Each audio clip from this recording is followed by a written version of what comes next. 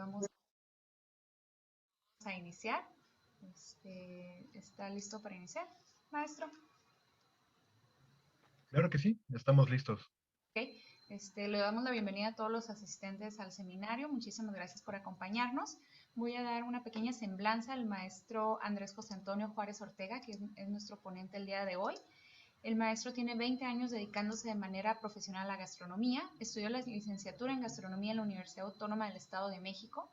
Estudió los cursos de etnología y tiene un diplomado de especialidad en cocinas y cultura de México de la Escuela Nacional de Antropología e Historia. Cursó la maestría en agroindustria rural, desarrollo territorial y turismo agroalimentario en el Instituto de Ciencias Agropecuarias y Rurales de la UAMX, obteniendo el grado en 2018. Entre 2010 y el presente año ha participado en Radio Mexiquense 91.7 y Uniradio 99.7 con una columna radiofónica dedicada a la cultura alimentaria. Publicó en 2 ocasiones los recetarios Chefs contra el hambre de la FAO. Ha dado charlas y talleres en escuelas públicas y privadas sobre gastronomía y alimentación, y de igual forma ha impartido cursos de capacitación para agricultores del Estado de México y Michoacán. Dirige catas, maridajes y degustaciones de mezcal, tequila y diversas bebidas étnicas de México, centrándose en la historia, la tradición y la cultura ligada a estas bebidas. Se ha desempeñado como docente de la UAMX desde el año 2011 en diversas instituciones públicas y privadas. Como parte de su labor de docente, dirige trabajos de investigación sobre productos locales y cultura alimentaria de México. Actualmente también forma parte de la organización internacional Slow Food, el Observatorio Nacional de Bebidas Destiladas de Agave y la Economía Campesina, así como de la Red de Sistemas Agroalimentarios Localizados. Mencionando eso, la semblanza del maestro Andrés Juárez, damos por inicio a la conferencia Investigación Acción Participativa con productores de mezcal en San José Chalmita del Estado de México. Adelante, maestro. Muchas gracias, Débora. Pues primero quisiera agradecer la invitación al evento, al Congreso de Investigación Cualitativa de acá de la UABC. Gracias a la doctora Carolina Mata por invitarme. Gracias a Débora por todo el trabajo que he realizado de vinculación y de estarnos ahí correteando para mandar los trabajos y demás cosas. Este trabajo que les voy a presentar, pues surge a partir de la investigación que realizamos en el proyecto de maestría que, que la cursé en el Instituto de Investigaciones Agropecuarias y Rurales, el ICAR, de la Universidad Autónoma del Estado de México, donde yo estudié y actualmente también laboro como docente. Y la, la forma en que vinculamos este trabajo fue interesante, no novedosa, porque ya se habían hecho estudios similares en cuanto al trabajo colaborativo, pero fue interesante porque varios maestrantes en ese momento trabajamos con la misma región, con la región de San José Chalmita, en el Estado de México, y a partir de este trabajo de investigación acción participativa se derivaron 3 proyectos de titulación. Y ahorita les voy a contar un poquito. Y por eso fue que esta modalidad, esta metodología para investigar, se volvió importante porque a partir de un diagnóstico que se hizo con esta metodología, se hicieron 3 trabajos de investigación. Ahorita ya verán cómo y por qué sucedió esto. Bueno, ya me hicieron favor de presentarme. Soy Andrés José Antonio Juárez Ortega. Formo parte del claustro de profesores del Centro Universitario Tenancingo de la Universidad Autónoma del Estado de México. Soy parte de esta organización Slow Food, esta organización internacional, y también del Observatorio del Maguey y Destilados a nivel nacional. Les voy a presentar un poco el panorama general de cómo se llevó a cabo esta investigación, porque no podría meterme solamente en la metodología sin explicar como la totalidad. Como les digo, que fueron varios trabajos de investigación que se derivaron de esta investigación primera. Me gustaría platicarles un poquito cómo fue esto. Entonces, Les voy a hablar sobre la revisión de literatura, el planteamiento del problema, los objetivos, la metodología. Aquí nos vamos a tardar un poquito más o me gustaría que hagamos un poco más específica esta parte de la metodología y un poco de lo que se consiguió con la investigación, ¿de acuerdo? Entonces, nosotros basamos esta investigación a partir de dos conceptos, la acción colectiva y la investigación-acción participativa. Empezamos con la acción colectiva, cómo se eh, define desde la época de la Grecia clásica. Ya se hablaba del son politikon, que es esta forma de trabajo colaborativo, de trabajo comunitario. Y esta acción colectiva va a ser el resultado de una suma de elementos que no solamente tiene que ver con un trabajo que se realiza por varias personas, sino cómo interactúan estas personas, qué recursos se pueden utilizar al momento de realizar estos trabajos, cuáles son los límites de trabajar en colectivo, porque también los hay, y cómo se van dando las relaciones y las oportunidades a partir de... Disculpe por la interrupción, pero no se ve la presentación. Ah, perdón, denme un segundito. Gracias por Ahora sí. indicarme. Excelente. Y vamos acá. Entonces estamos hablando de la acción colectiva. Y vamos a ver que en estas acciones colectivas, en este tipo de trabajos, no solamente se habla de cuestiones materiales, capitales y colectividad, sino también es necesario, según algunos autores, que para que pueda funcionar este tipo de trabajo o este tipo de acción, haya una inversión emocional, que no solamente sean con fines económicos, prácticos, pragmáticos, sino que haya también una cierta compatibilidad en cuestión emocional, en cuestión de valores, entre los actores de esta acción. Uh-huh. Y el otro de los conceptos es la economía social. Vamos a tratar de diferenciar la economía social de la economía liberal o neoliberal, a partir de que en la economía social se aspira a la construcción de relaciones sociales, como su nombre lo dice, y a partir de esto, pues la producción, el intercambio y la cooperación que puedan permitir una autosuficiencia de las comunidades y pues esta autosuficiencia no solamente tiene que ver con cuestiones económicas, sino también de conservación ambiental. No se puede hablar de economía social sin tener en cuenta el factor o uno de los factores que es la naturaleza. El cooperativismo. ¿Por qué hablar de cooperativismo? Porque una de las finalidades de esta investigación fue generar una cooperativa para que los productores de mezcal del Estado de México pudieran aprovechar esta sinergia que se da a partir del trabajo colaborativo, de la acción colectiva, y afianzarse a partir de la figura del cooperativismo.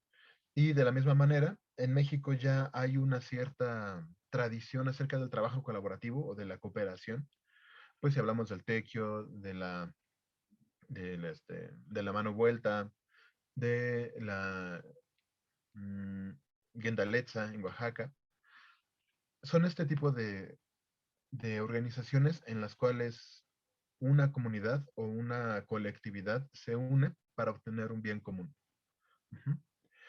En México, en 1839, surge en Veracruz la primera caja de ahorros como sociedad cooperativa. Se crea el primer taller cooperativista en 1873 con sastres, 26 sastres de la Ciudad de México. Y pues en nuestro país tenemos algunas muestras del trabajo cooperativo.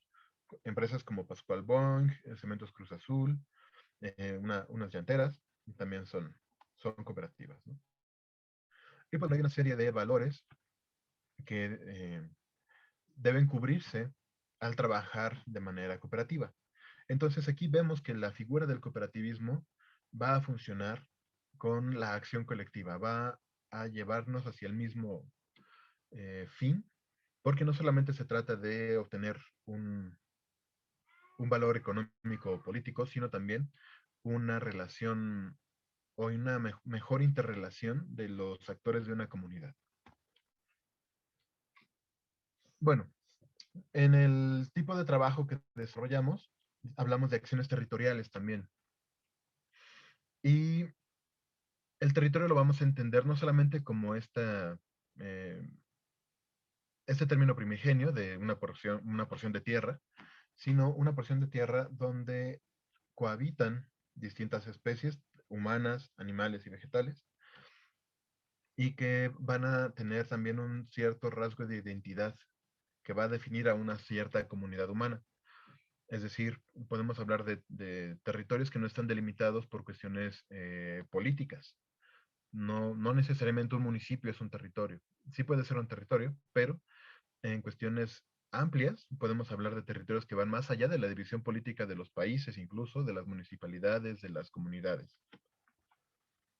Entonces, es un ente cambiante, porque también los territorios van a tener ciertos cambios a través de su historia, a través de su pues, conformación sociopolítica.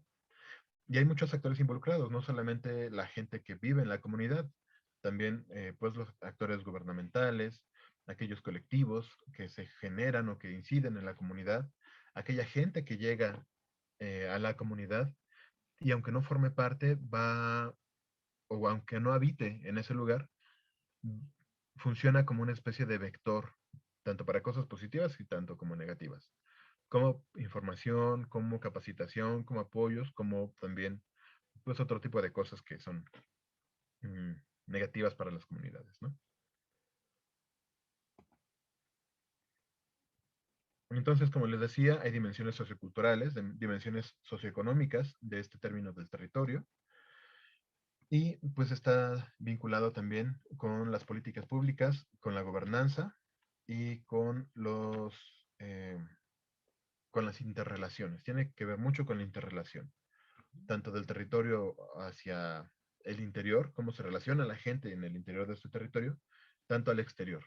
Cómo se relaciona este territorio, esta comunidad con la gente de afuera del territorio.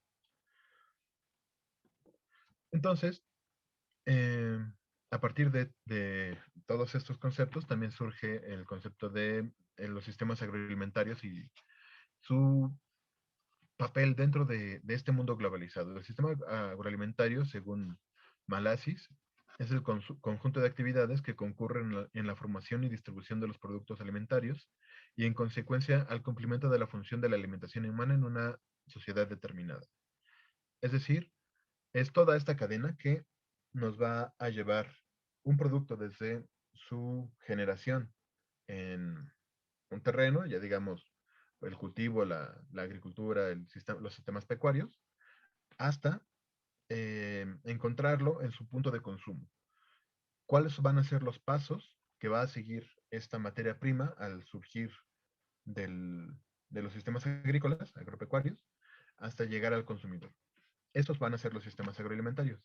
Y estudiarlos, pues nos va a ayudar, obviamente, a entender mejor las políticas, las dinámicas alimentarias, eh, también pues, los orígenes, las formas de producción, las formas de comercialización y poder incidir en estos sistemas agroalimentarios.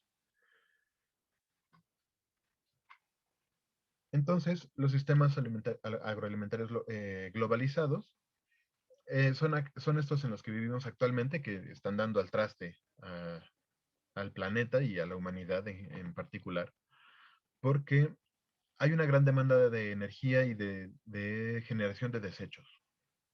Para producir una botella de agua, para producir un pantalón de mezclilla, para producir una botella de refresco, se utilizan grandes cantidades de energía, de agua, combustibles para sus trayectos, sus transportes, y pues todo esto va a incidir directamente en la degradación de los sistemas ecológicos.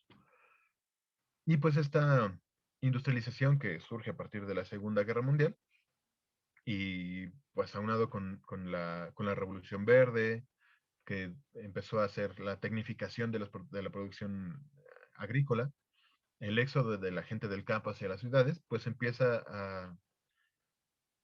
bueno, ahorita ya nos está cobrando la factura, ¿no? Con toda esta eh, degradación, el calentamiento global, la contaminación de los cuerpos acuáticos, los fenómenos climatológicos cada vez más extremos. Por un lado inundaciones, por otro lado sequías, por otro lado incendios o nevadas atípicas.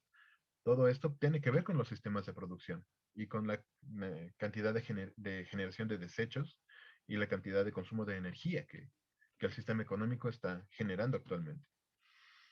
Y pues como esta, eh, como un contrapeso, como una forma de ayudar a combatir todo esto, surgen algunas organizaciones. En México tenemos organizaciones muy claras como la Fundación Tortilla, que pugna por la recuperación de los maíces autóctonos, de la elaboración de tortillas de calidad. Podríamos pensar que es algo muy simple, ¿no? Las tortillas. Y que a lo mejor allá en el norte del país ni siquiera es tan significativo el consumo de tortilla. Pero, pues en el resto del país, el consumo de tortillas de maíz es bastante fuerte. Es uno de los alimentos esenciales de la dieta mexicana. Y el hecho de producir maíz de manera industrializada para el consumo humano, pues también genera un impacto muy grande hacia el planeta, ¿no? Hay otras organizaciones, la Unión de Científicos Comprometidos con la Sociedad, que son algunos de los que trabajan con esta fundación que se llama Sin Maíz No Hay País, que pugna por lo mismo, el recuperar las variedades autóctonas de maíz, los sistemas de producción artesanales, libres de tantas manipulaciones genéticas y por lo tanto, del uso de pesticidas, herbicidas y productos tóxicos para el ser humano y para el ambiente. Y también Slow Food, que ya lleva varios años en México, es una asociación que surge en Italia a finales de los 80s, principios de los 90s, a principios de los 2000 se forma Slow Food México y ha crecido a lo largo de estos años, teniendo presencia en varios de los estados del país. Ciudad de México, Puebla, Guadalajara, Oaxaca, Chiapas, Yucatán, Estado de México, etcétera. Y pues surgen como una resistencia a estos sistemas globalizados, queriendo hacer sistemas más localizados de producción de alimentos. Es decir, que ya no se genere tanta presión al medio ambiente a partir de la producción de los alimentos. Y pues estos sistemas agroalimentarios localizados son organizaciones de producción y de servicios asociadas por sus características y su funcionamiento a un territorio específico, como nos dice Muchnik. Es decir, estas organizaciones de producción agrícola que van más encaminadas hacia los circuitos cortos de comercialización, hacia las cadenas agroalimentarias gastronómicas, al comercio justo, a las rutas agroalimentarias o rutas alimentarias y a las agroindustrias rurales, que tiene que ver más con la pequeña producción que con estas grandes fábricas y consorcios internacionales que producen en todo el mundo y que producen pues a partir de materias primas muy deslocalizadas. Y pues hay cierta reputación en los productos locales. Se mencionan como una característica de calidad diferenciada que le va a dar ciertos atributos, no solamente intrínsecos, sino también extrínsecos, a aquello que consumimos. Es decir, que le va a dar un valor mayor a los productos más allá de lo que son per se. Si hablamos no sé, de vinos, podríamos decir que un vino estándar, un vino genérico, pues no tiene la misma calidad o el mismo valor que podría tener un vino de pequeña producción, de microlotes, con una este, recolección específica de uvas de un terruño localizado, donde pues las condiciones climáticas nos pueden hablar de la calidad de la materia prima para la elaboración de la bebida, ¿no? Lo mismo pasa con otro tipo de productos alimentarios, como pues conservas, vegetales, aceites, y lo mismo con el mezcal. Aquí ya nos vamos encaminando un poquito hacia el mezcal. Y bueno, una forma de cuidar la identidad de los productos es a través de las denominaciones de origen. Una denominación de origen es un sello de calidad que identifica a un producto con un territorio específico. Y va a ayudar tanto a la protección de la producción, al identificarla y diferenciarla de otras producciones similares, como al consumidor para saber que el producto que está consumiendo o que va a adquirir tiene ciertas especificaciones de calidad. México cuenta con 15 denominaciones de origen, bueno, ahorita ya son creo que 17, de las cuales tenemos 6 para aguardientes, el tequila, el mezcal, bacanora, sotol, charanda y ahora ya también la raicilla de Jalisco. Y pues bueno, México es uno de los países con mayor variedad de agaves, se conocen 200 variedades de agave, más de 100 son endémicas de México y se usan más o menos 40 variedades de agave para la elaboración de mezcal. Y estamos hablando de mezcal en general, no solamente de estos estados que están protegidos por la denominación de origen, porque mezcal es un término genérico que nos habla de las bebidas derivadas de las piñas de maguey cocido. Su traducción o este, eh, pues sí, los términos que conforman la palabra mezcal provienen del náhuatl, metl e ixcali, que significa maguey cocido u horneado. Y hay dos versiones de cuándo se empezó a destilar. Una dice que su origen es colonial y hay otra que dice que es prehispánico. La versión la versión del origen colonial es la más difundida y la más aceptada, pero pues te queda por demostrar si sí o no ha sido una bebida prehispánica. Y pues bueno, la denominación de origen del mezcal se da en 1994. En el 97 se constituye el Consejo Mexicano Regulador de la Calidad del Mezcal, la Comercam. Se modificó en diversas ocasiones la norma oficial mexicana, ya que pues se fueron agregando algunos municipios de algunos estados, se fueron haciendo especificaciones en cuanto a la producción, y para 2007 ya se hablaba de que se integraban también Guanajuato, Tamaulipas, Michoacán y Puebla a la denominación de origen. En el 2017 el Estado de México solicita la inclusión y se le da en el 2018, el 6 de agosto. Y tanto el Estado de México, Aguascalientes y Morelos obtienen esta denominación de origen. Sin embargo, ahorita están imputadas las denominaciones de origen para estos 3 últimos estados porque hay descontento por ciertas facciones del Comercam y también de algunas empresas mezcaleras de Oaxaca. Entonces no se puede utilizar el término todavía de mezcal, pero ya está reconocido como productor de mezcal el Estado de México. Y para saber la norma oficial mexicana, distingue 3 tipos de producción del mezcal. El mezcal ancestral, en el cual todo se hace de manera manual, con elementos naturales. El mezcal artesanal, donde la mayoría de los elementos son naturales y los procesos son manuales. Y el que solamente se denomina mezcal, que ya puede ser una producción industrializada de la bebida a partir de pues, maquinaria mecanizada o automatizada, producciones de laboratorio y cosas por el estilo. Aquí las imágenes que vemos son algunas de las cosas que se utilizan para la elaboración de mezcal en Guerrero y el Estado de México. La primera foto a la izquierda son unas tinajas de madera en las cuales se lleva a cabo la fermentación. En el centro podemos ver los hornos. Esto es un horno de tierra, no tiene ni siquiera mampostería, en el cual se cocen las piñas de maguey para poder liberar los azúcares. Y ahí al fondo de la foto vemos estas piñas de maguey amontonadas que van a ser metidas al horno.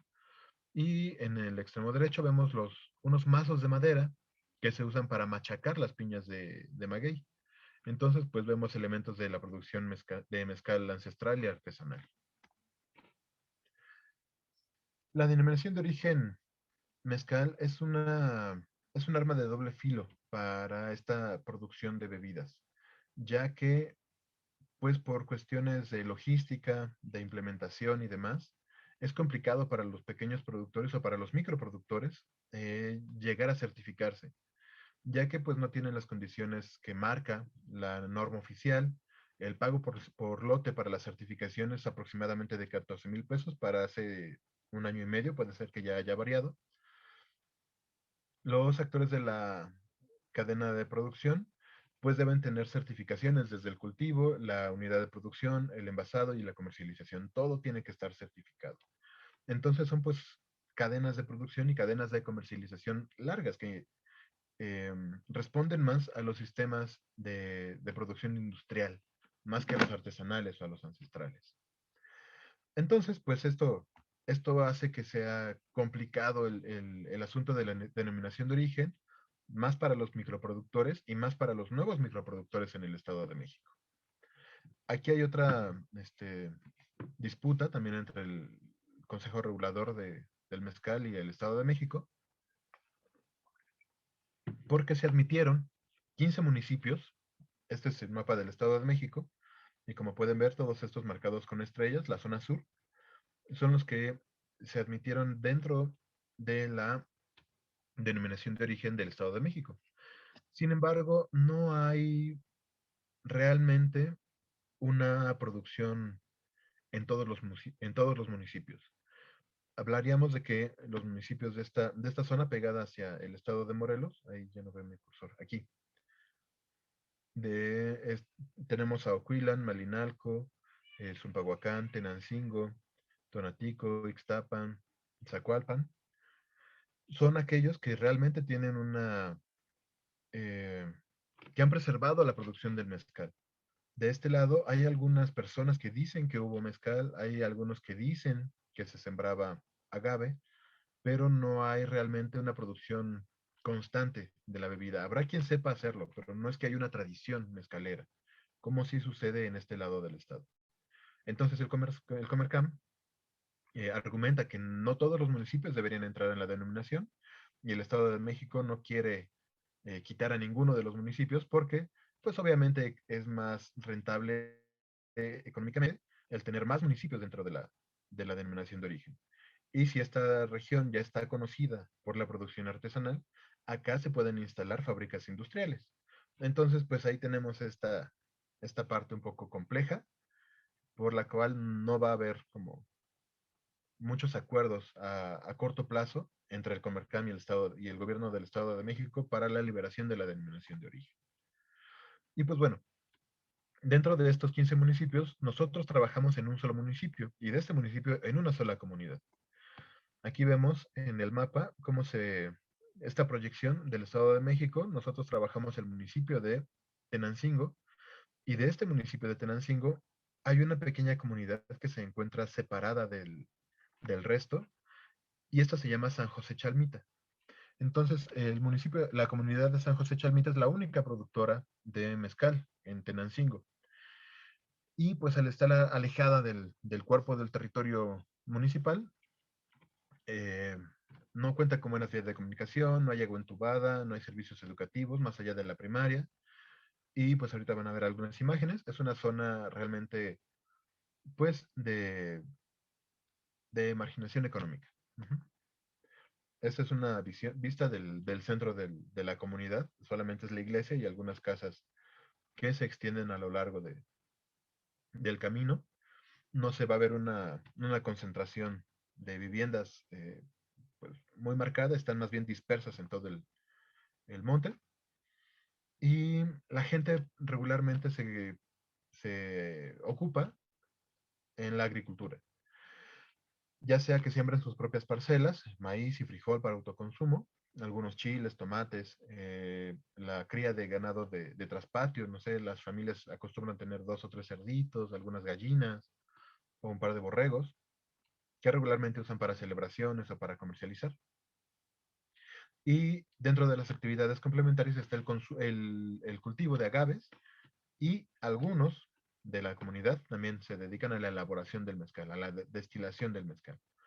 Pero pues podemos ver aquí algunas imágenes. Esta es junto al centro eh, comunitario, digamos, es una zona un poco descuidada, no hay mucho servicio de limpia.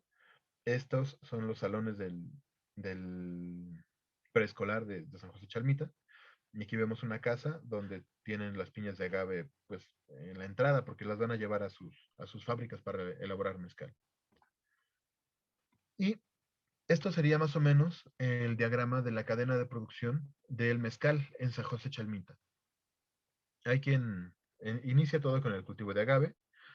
Este cultivo de agave se ha dado a partir de pues algunos apoyos de programa de gobierno, donde les han donado plántulas.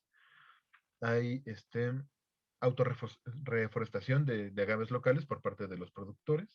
Después se da la comercialización del agave porque hay gente que solamente se dedica al cultivo, no se dedica a la destilación. Entonces, pues dentro de esta comercialización de agave hay vendedores de plántula que venden pues los hijuelos para cultivar y hay vendedores de agaves maduros que ya venden las piñas listas para llevar a la fábrica.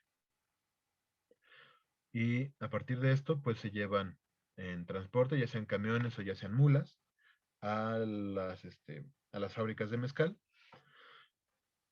Y la producción del mezcal, pues tenemos como uno de los actores principales el maestro mezcalero o el productor. Puede haber producciones a medias donde hay gente que pone el maguey y el maestro mezcalero pone la fábrica. Entonces trabajan, destilan este lote de mezcal y lo dividen en partes iguales.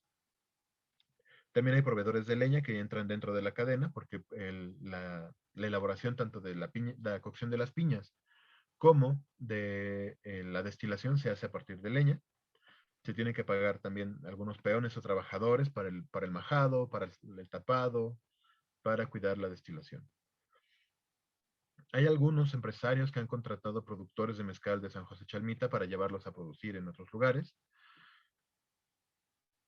Y el gobierno, a partir de la denominación de origen, ha dado algunos subsidios para la compra de equipo y las mejoras en las fábricas de producción. Estos pues sí han sido mejoras sustantivas, ya que de inicio pues tenían como pequeños tejabanes de lámina, sostenidos con horcones de madera, trabajaban a ras de tierra, y ahora ya las fábricas pues tienen un tejado pues estructurado con pilares de cemento, con piso firme, con áreas especificadas para la destilación, para la fermentación, una bodega para guardar sus cosas. Ya está mucho más formada la fábrica. Y pues de ahí se va la comercialización del mezcal. La mayoría del mezcal se vende a granel dentro de la misma comunidad. Hay mucha gente que va y compra mezcal, ya sea para consumo propio o para revender. Y estos que revenden, puede ser que trabajen en comunidades también, que vendan el mezcal como a granel o por copa en las tiendas de los pueblos, o que se lo lleven a las ciudades y lo embotellen para vender el mezcal embotellado como pues un producto artesanal, que es un producto artesanal. También el gobierno y algunas instituciones han llevado a los productores a expoferias donde ellos mismos han empezado a ver la importancia del envasado de su bebida, y también se han generado proyectos para la generación de sus marcas propias para la producción del mezcal. Entonces, pues se plantea esta problemática donde los productores están en desventaja ante el panorama nacional. Les llega de improviso la inclusión en la denominación de origen. No hubo un trabajo previo para pues darles información acerca de lo que es realmente la denominación de origen, lo que implica, los cambios que hay que hacer. Hay muchas problemáticas existentes alrededor del mezcal, ya que al ser una bebida que se ha hecho de moda actualmente, pues hay muchos intereses económicos y políticos detrás de esto. Hay quienes han movido a los productores con un interés político o con un interés comercial, como para agarrarlos como base de apoyo, para brincar a algunas instituciones nacionales que les van a dar visibilidad a estas personas como dirigentes o como pues gente que se dedica al mezcal sin que lo sean. Y también hay algunas asociaciones de productores de comunidades vecinas que han servido como modelo para que estos productores empiecen a generar una comunidad propia. Entonces se identificó la necesidad de trabajar de manera colaborativa y organizada entre académicos, especialistas y productores para que los recursos existentes en la zona, tanto naturales como culturales, se preserven y permitan a los productores de mezcal, junto con sus familias, continuar con la actividad y tener acceso a mejoras en su calidad de vida a través del trabajo colaborativo y la diversificación de actividades productivas. Otra de las cosas que hemos observado es que al ser el mezcal una bebida de moda, la demanda de la bebida ha hecho que haya más presión sobre los ambientes naturales de las comunidades. Empieza a escasear el agave, empieza a subir el precio del agave, empieza a escasear la leña para la producción porque se usan árboles de tepeguaje, de encino, de, de roble, incluso también para las cocciones.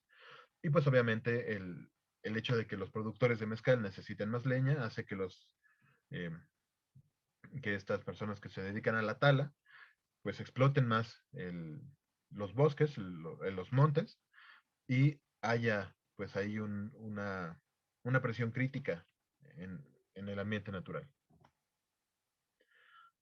Y a través de este trabajo se planteó hacer frente a las problemáticas sociales y económicas mediante una asociación de productores y promotores de agave y de mezcal, que funciona a través de la acción colectiva con la finalidad de generar proyectos productivos incluyentes, sustentables y actividades económicas complementarias que permitan el acceso al buen vivir. Este es otro concepto que ya se incluye, ya no se habla tanto en este tipo de trabajos respecto al desarrollo, porque el desarrollo es un término pues que se impone y tiene más relación con el pues, desarrollo industrial, con la implementación o la modificación de los sistemas de vida tradicionales, estas que entre más cemento y más construcciones y más carreteras haya, hay más desarrollo, cosa que no necesariamente es cierto.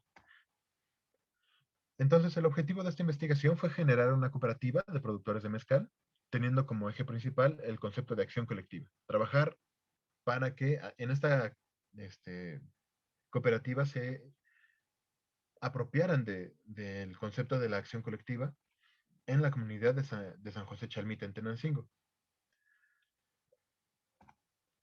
Y pues bueno, vamos a lo fuerte de esta parte. ¿Cómo podríamos ligar todo esto en un trabajo de investigación? Queríamos que fuera incluyente, que tomara en cuenta la acción colectiva, que tomara en cuenta los conceptos de territorio, de, eh, de em, de territorio de la agroecología.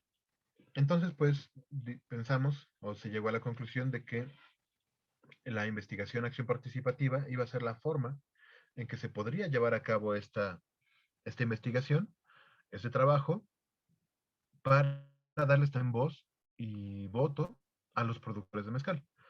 Y hay ya un esquema bastante estructurado de cómo hacer investigación acción participativa. Se inicia con un diagnóstico y negociación de la demanda. Para esto, pues se tienen que hacer visitas de familiarización, vínculos con la comunidad, empezar a trabajar, a platicar con los productores. Como segundo término, se lleva a cabo un autodiagnóstico por parte de los participantes. Porque no es que un investigador de una universidad llegue y les plantee un proceso, sino que el investigador va a hacer como acompañamiento de los participantes y los participantes son los que deben decidir y deben tomar acción en la forma de mejorar o de transformar su realidad.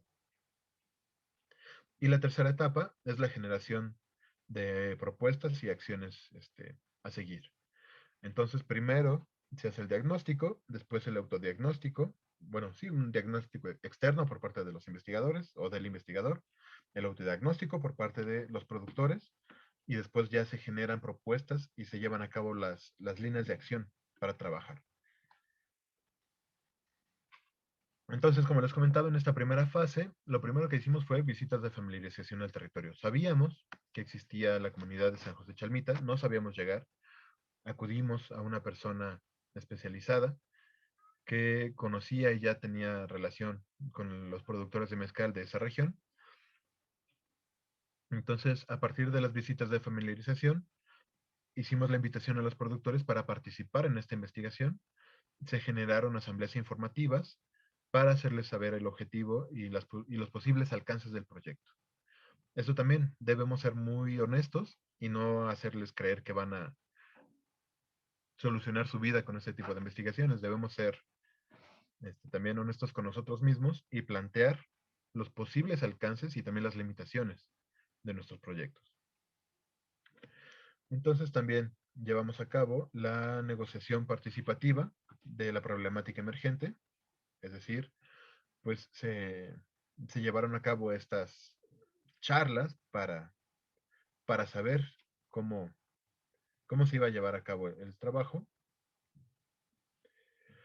Y después se integró un comité técnico, estuvo a cargo de de unas compañeras y yo, que estuvimos dirigiendo o guiando la investigación.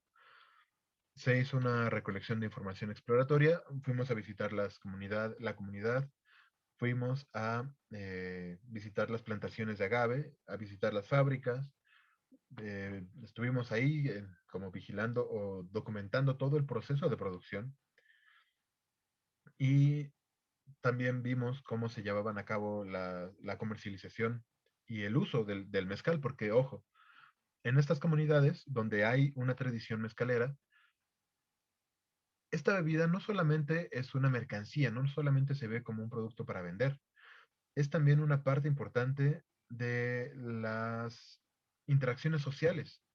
Cuando el productor recibe visitas, ofrece mezcal. Cuando hay fiestas, lleva mezcal. Cuando hay defunciones, nacimientos, bodas, se utiliza el mezcal. Entonces, pues aparta de su producción, aparta un cierto porcentaje, una cierta cantidad de garrafas, así es como ellos lo miden, para su autoconsumo y el resto lo va a ocupar para vender.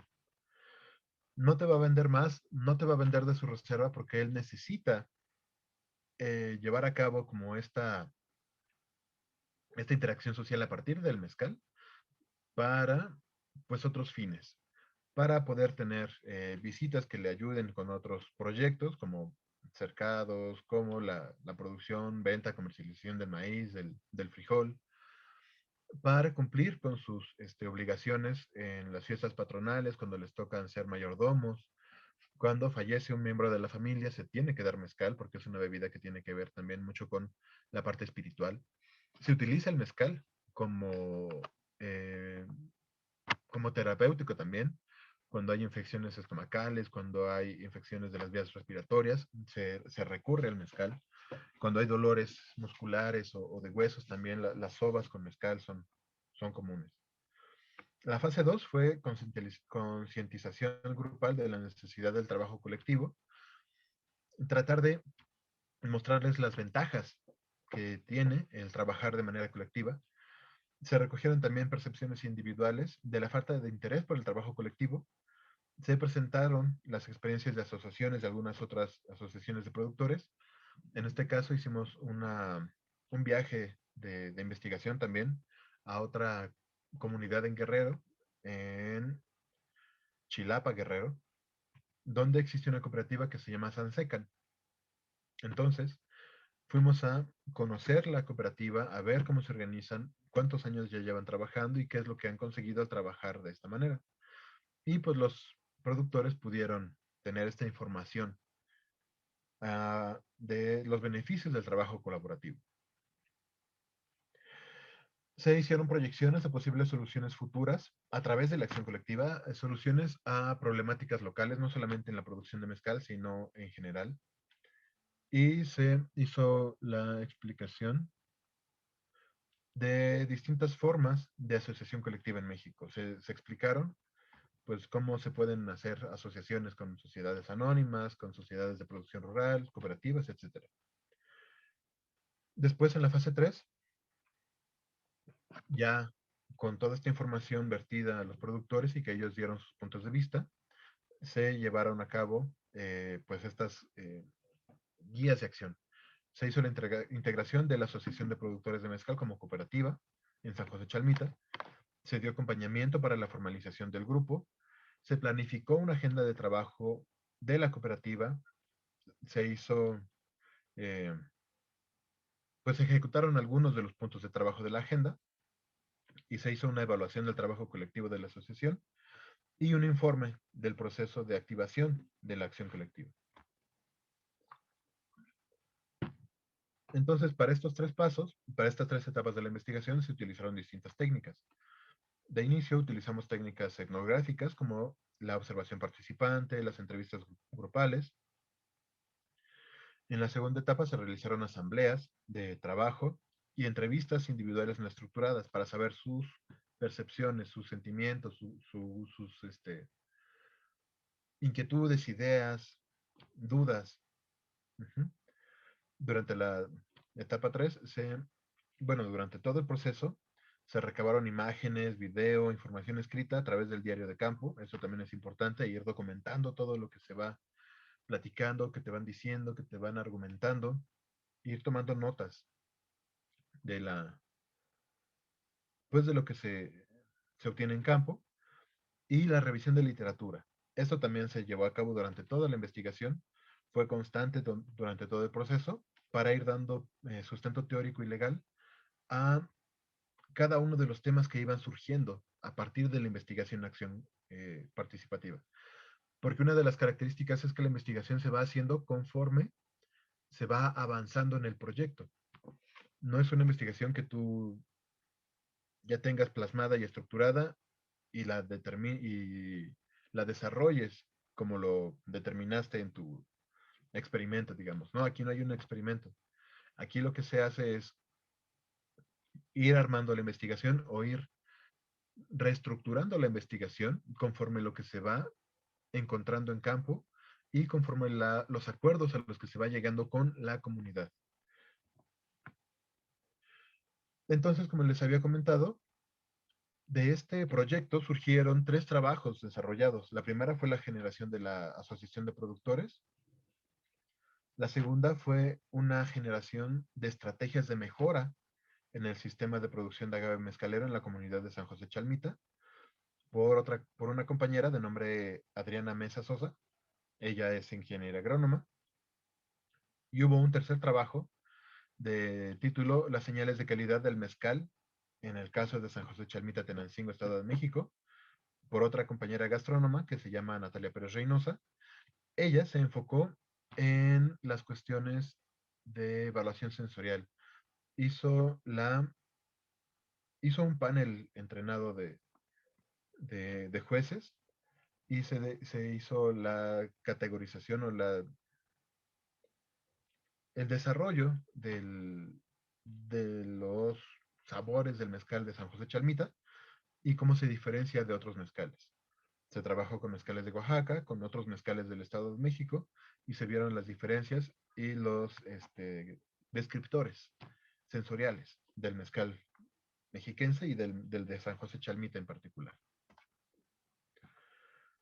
Y pues bueno, esta fue la parte de la metodología.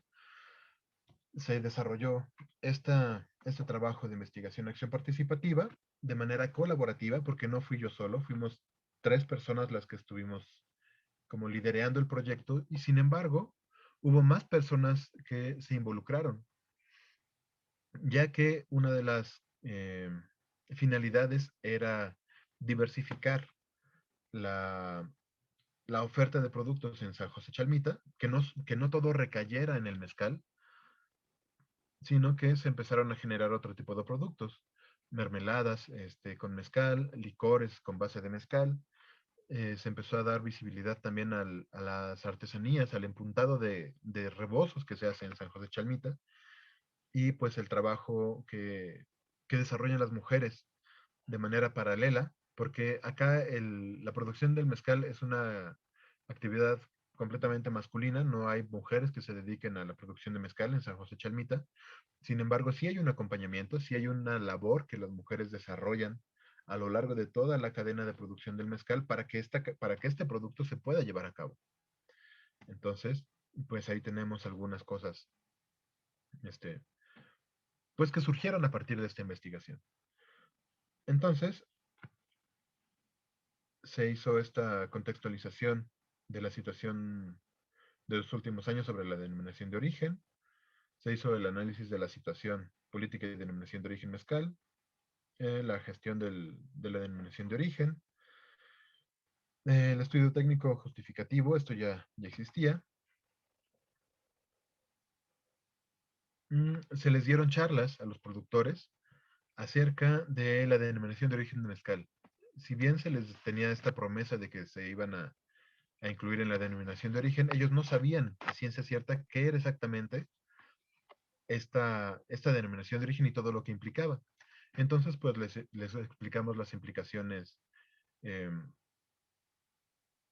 de producción, todo lo que tiene que ver con la certificación, qué son las certificaciones y cómo se tenían que llevar a cabo, cómo se tenían que dar de alta en Hacienda para poder acceder al registro de su marca, cómo se tenía que hacer el registro de marca ante el Instituto de la Propiedad Intelectual, el INPI, y pues que todo esto era necesario para poder acceder a la certificación del Consejo Regulador del Mezcal, de la Comercam. Entonces, pues sí es una labor bastante, pues, es una tarea larga, de largo plazo, que no se va a poder llevar en un plazo breve, porque la gente de las comunidades no está preparada para ese tipo de producción de mezcal y por lo tanto para ser incluidos en la denominación de origen como tal. Algo que también surgió muy interesante es que pues fue un poco esta historia oral acerca de la comunidad. No hay mucha gente que sepa pues el origen de San José Chalmita, incluso con el coronista del municipio de Tenancingo no hay información como muy centrada de cómo surge San José Chalmita. Y a partir de las charlas y de estas entrevistas con los productores más longevos, vimos que San José Chalmita fue fundada por posibles revolucionarios. No se sabe con exactitud la fecha de la fundación de la comunidad. Y de inicio formaba parte de otro municipio que está más cercano, Zumpahuacán.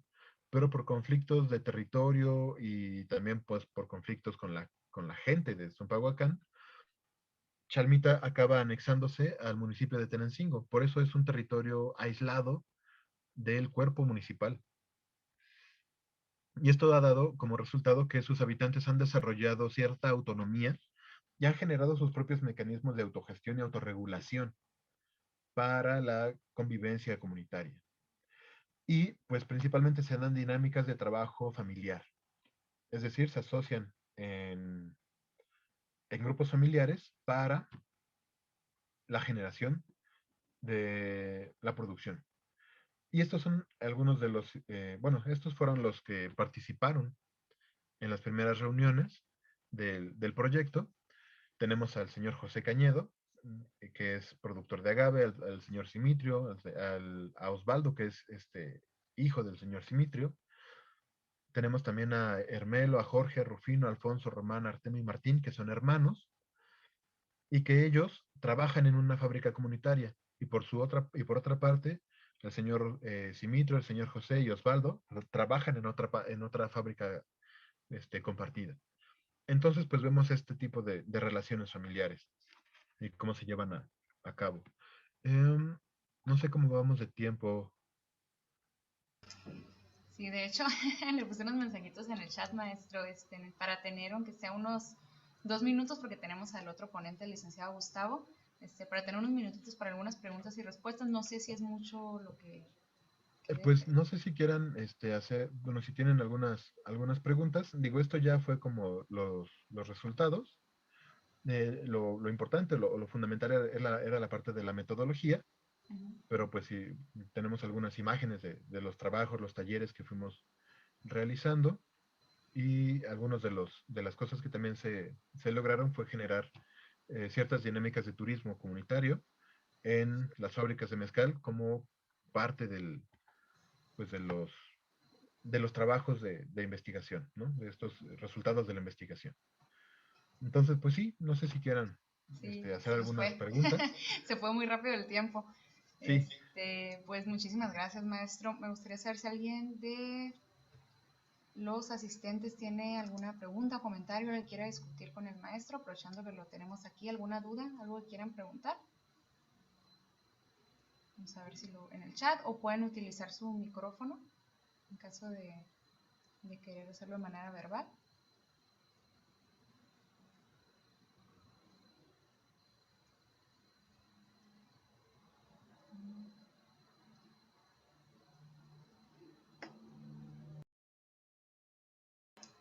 Me parece que no tenemos preguntas.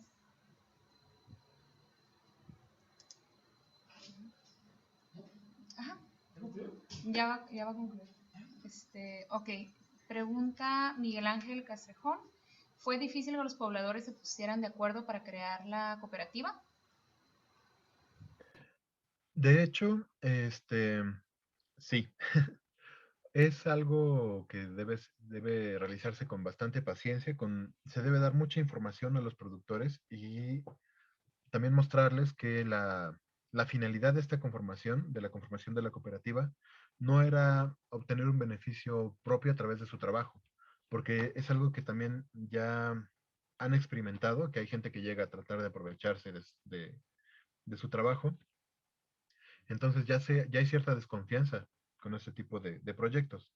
Sin embargo, una vez que pues logramos visualizar estos dos grupos, estas dos familias que podían interactuar, que podían trabajar juntas, se logró generar la cooperativa. Muy bien, le agradezco mucho, maestro, por su disponibilidad y su apoyo. Muchas gracias por apoyarnos en este seminario y por su asistencia. Muchas gracias a los asistentes por cobrar interés sobre las actividades que hace la facultad. Les agradezco a todos su asistencia. Con esto concluimos la plática del maestro Andrés. Los invitamos a la que sigue, que es del licenciado Gustavo Olaya, el método etnográfico en la investigación culinaria, ¿no? Que de hecho es colaboración con el maestro Andrés. Entonces les agradezco mucho a todos. Muchas gracias por su asistencia. Muchas gracias, maestro. Estamos en contacto. Claro que sí. Gracias a ustedes. Que estén muy bien.